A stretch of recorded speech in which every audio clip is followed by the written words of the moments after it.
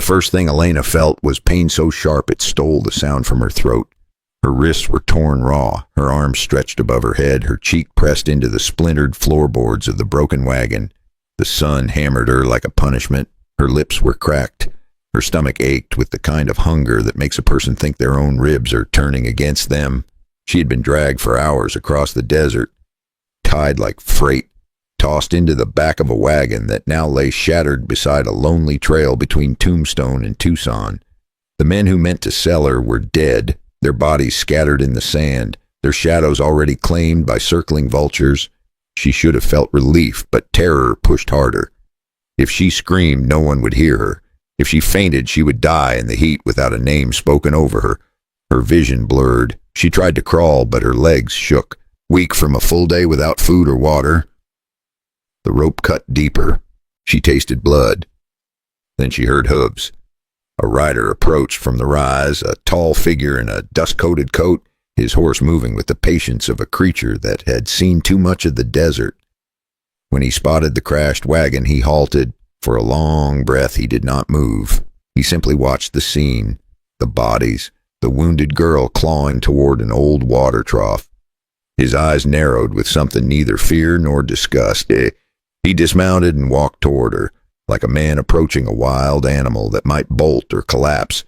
His voice was low and rough from the sun. Easy now. You are all right. Let me get that rope off you. The moment his fingers touched the knot at her wrist, she cried out, not from fear but from pain that had been building for hours. Her throat shook as she forced the words out. Slow down. I can't take this anymore. Later, Jack would remember that as the first moment she trusted him with her pain. He froze, He shifted his grip, easing the tension on the rope so her skin would not tear again.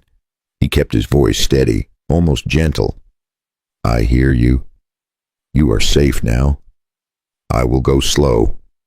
The rope loosened. Her arms fell forward. Her whole body trembled as feeling rushed back like fire. He caught her before she hit the sand. He lifted her as if she weighed nothing at all, carried her to the edge of the trough, and lowered her hands toward the water so she could see herself.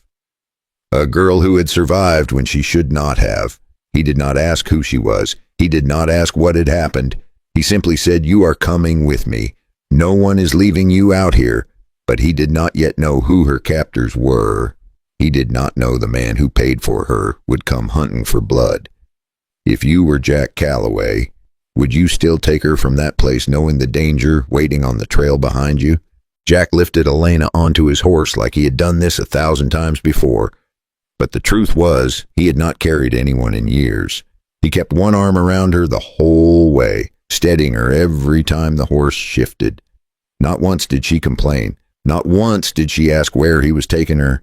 She simply held on to his shirt like it was the last solid thing in her world. When they reached Calloway Ranch, the yard was quiet. Jack swung down from the saddle, caught Elena as she slid forward, and carried her inside. Maeve, the ranch housekeeper who had known Jack since his beard first turned gray, gasped when she saw the girl. Lord above Jack, what happened out there? Jack set Elena on a chair near the kitchen stove. She was shaken again, not from fear, from exhaustion. He grabbed a cup, filled it with cool water from the pump, and held it to her lips. Drink slow. Small sips. You have been without water too long. Elena tried to say thank you, but her voice cracked. Maeve pressed a warm cloth to the cuts on her wrists and muttered the way older women do when they are scared but trying to hide it. She needs food, Jack. She needs rest.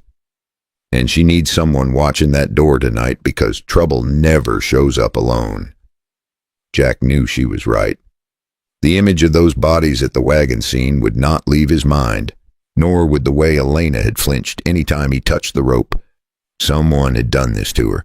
Someone dangerous, someone who would not forget losing what they saw as property. When Elena finally spoke, her voice was soft, barely more than a whisper. They were taking me to Bisbee. They said a man there would pay good money. She stopped to catch her breath. They said no one would ever come looking for me. Jack felt something cold settle in his chest. He had seen ugly things in the territory, but the way she said those words cut deeper than any outlaw knife. He knelt beside her and kept his tone calm. "You are not going anywhere near Bisbee again. You are safe here tonight." For the first time, Elena looked up. Her eyes were tired but clearer than before. "Why did you help me, Jack? Why did you stop?" Jack shrugged like the answer did not matter. "Because leaving you out there would have been worse than anything waiting for me on that trail." Maeve lit a lamp and closed the curtains. Jack stepped onto the porch, scanning the empty road, listening for hooves in the distance. The air felt too still, too quiet. He knew the kind of men who ran operations like this, and he also knew they did not give up easy. Inside, Elena sat near the table, staring at a bowl of soup she was too tired to touch, and deep down Jack wondered something he could not ignore. If the man who owned that wagon learned she was still alive, how far would he go to take her back? Silas Beck found the bodies before sunrise. 3 of his men scattered in the sand, the wagon ripped open, and the girl he paid for was gone. He crouched beside the tracks, touched the dried blood with 2 fingers, and growled low in his throat. A horse had stopped here, a lone rider, a man bold enough to cut the ropes and carry off what Silas called merchandise. That was all he needed to know. By late afternoon, the heat sat heavy over Callaway Ranch.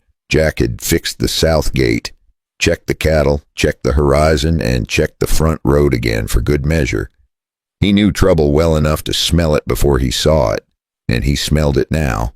Elena tried to help Maeve peel potatoes, but her hands still trembled from fever and the cuts on her wrists were angry and swollen. Maeve told her to sit, wrapped a cool cloth around her neck, and muttered that the girl needed 3 days of rest before she even thought about riding again. She looked like a person trying to remember what safety felt like, but every time the wind nudged the shutters, she flinched. Jack noticed.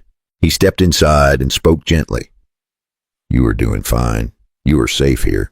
The ranch walls are thick, and Maeve bites harder than any outlaw in Arizona."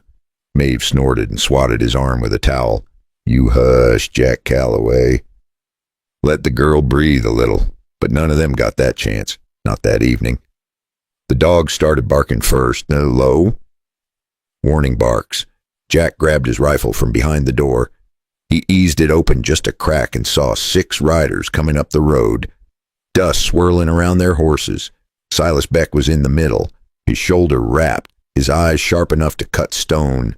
Jack stepped onto the porch. Elena stayed behind the window, trembling as Maeve pulled her close. Silas stopped his horse 10 feet from the steps. His voice carried like gravel dragged across metal. "You took something that belongs to me, Callaway. Hand her over, and we end this easy." Jack rested the rifle against his thigh, not pointing it, but not putting it down either. "She does not belong to you. She's not a crate of whiskey you can invoice. Your men were killed by someone else, and you know it." Silas leaned forward in his saddle. He smiled, but there was no warmth in it. "I paid for her, and I do not leave money lying in the desert." Jack did not answer. He simply raised the rifle a little, just enough to make Silas shift in his seat. The air snapped tight. Even the dogs fell silent. One of Silas' men twitched toward his holster. Jack fired first, and this time the bullet bit deep into Silas' side, enough to knock him half out of his saddle. His men dragged him away while he bled through his vest, cursing Jack with every breath. He wheeled his horse and thundered away, the others scrambling to follow. Jack lowered the rifle. His hand shook just enough for him to notice. He knew what would come next. Elena stepped out onto the porch, eyes wide, face pale. She whispered one question: "What happens now?" Jack looked at the empty road that led toward Tombstone. "We go into town tomorrow. We make this right in front of the sheriff, and we end this before Silas brings hell back to our door. Before we move to the next part.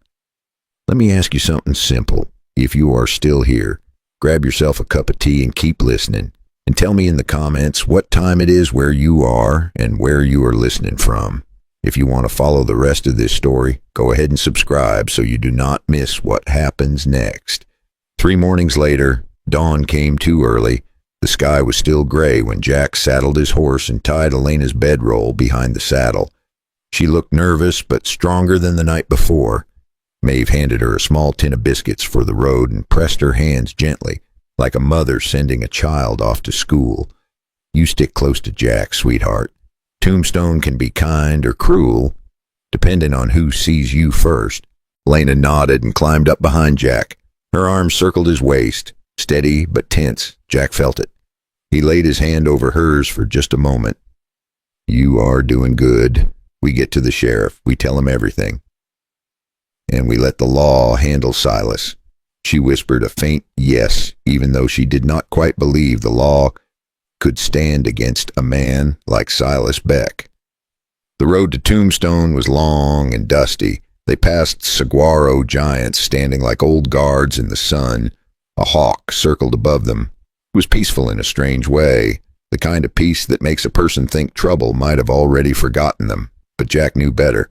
Trouble has a long memory in Arizona territory. When they reached the edge of town, the sound of hammers and voices rolled toward them. Tombstone was awake, men hauling lumber. Jack helped Elena down and led her straight to the sheriff's office. Sheriff Cotter listened while Jack told him about the wagon, the dead men, and how he found Elena. Then Elena spoke, quiet at first, then steady.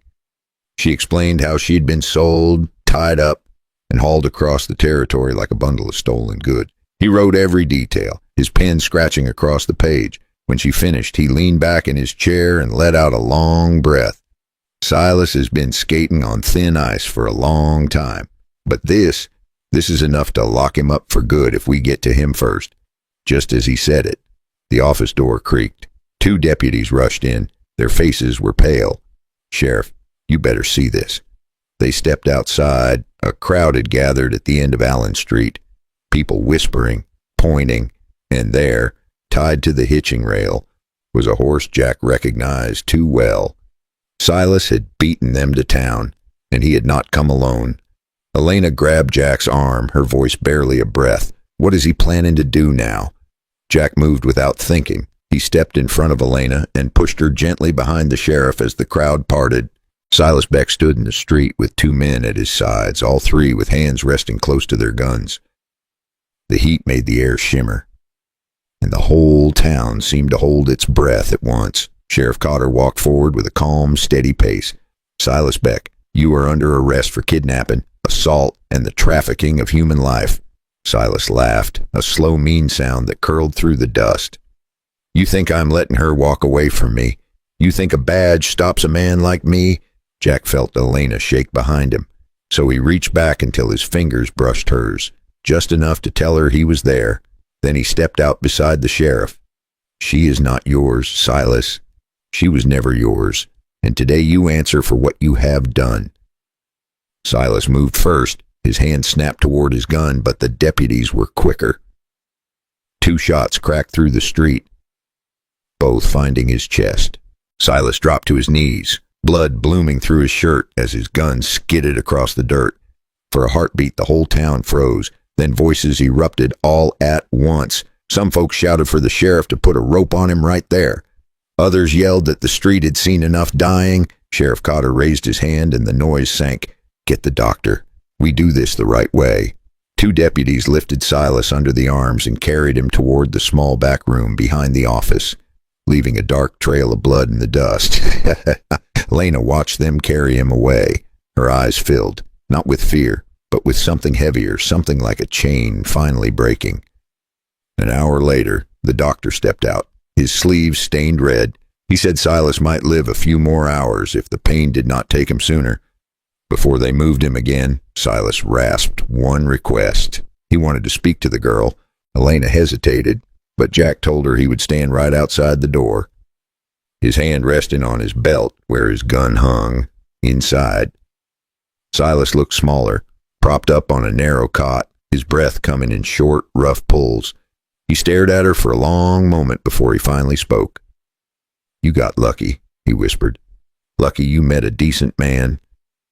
Luck like that does not come twice. His eyes drifted past her then, to some point only he could see, and his chest rose one last time and fell for good. Elena stepped back out into the hallway, and Jack caught her as her knees buckled.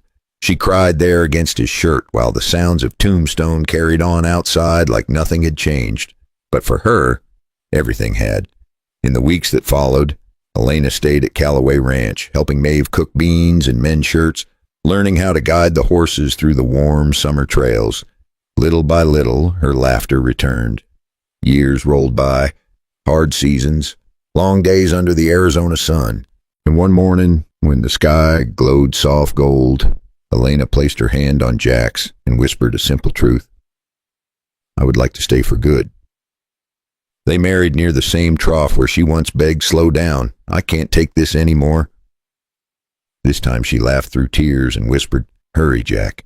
I cannot take another moment of this happiness.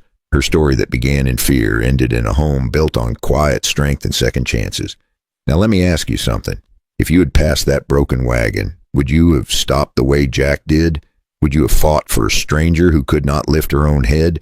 If this story moved you even a little, give it a like so more folks can find it before you leave.